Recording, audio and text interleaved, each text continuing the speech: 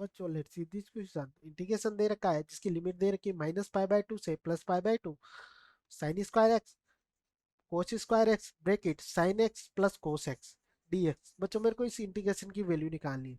Option number A है मेरा 2/15, option number B है 4/15, ऑप्शन नंबर सी है 2/5 और ऑप्शन नंबर डी है 8/15।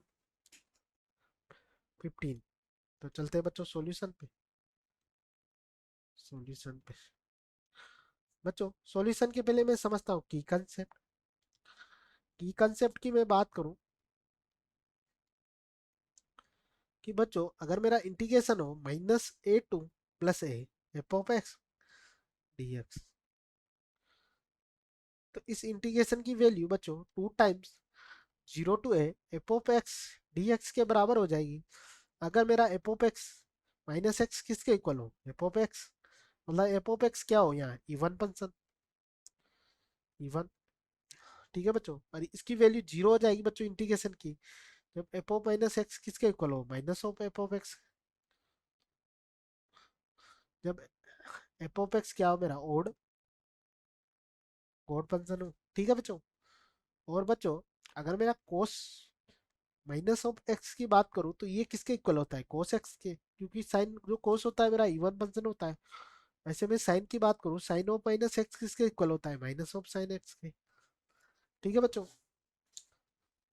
और बच्चों मैं देखो वाली फॉर्मूले को वाली वाली फॉर्मूला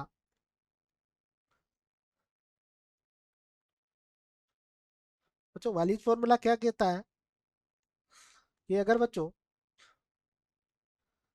मेरे को इंटीग्रेशन दे रखा हो लिमिट 0 to 2 पाई दे रखे हो π/2 दे रखे हो और साइन की पावर n दे रखे हो x और कोस की पावर m दोनों की पावर अलग अलग दे रखे हो, तो इस इंटीग्रेशन की वैल्यू क्या होती है बच्चों, इस इंटीग्रेशन की वैल्यू होती है बच्चों दोनों का सम बच्चों और इसमें से दो दो माइनस करते देते हैं बच्चों -2 -2 n प्लस m -4।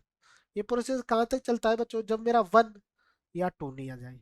इससे ऊपर की बात करूं तो इसमें क्या करते हैं बच्चों n की पावर में एक सब्ट्रैक्ट करके लिखता हूँ n-1 n-3 n-5। ये प्रोसेस भी कहाँ तक चलता है बच्चों मेरा 0 और 2 तक। ऐसे m-1 m-3 ये भी कहाँ तक चलता है जब तक मेरा 1 और 0 नहीं आ जाए और मल्टीप्लाई में होता है के। तो बच्चों के की वैल्यू कैसे लेते हैं, अगर के की देखूं मैं वेर के का मान अगर बच्चों π/2 होगा जब both m and n are even. अगर दोनों इवन है तो बच्चों m का मान क्या इसका k का वैल्यू कितनी होगी π/2 और mn क्या होना चाहिए नेचुरल नंबर से और इसकी वैल्यू 1 होगी अदरवाइज। तो ठीक है बच्चों, अब मैं अपने क्वेश्चन पे चलो। मेरे को ये इंटीग्रेशन दे रखा है बच्चों, मैं इसको क्या लिख सकता हूँ -π/2 से π/2 इसको सेपरेट कर देता हूँ तो sine square X cos square X sine X dx plus ये बच्चों इंटीग्रेशन बना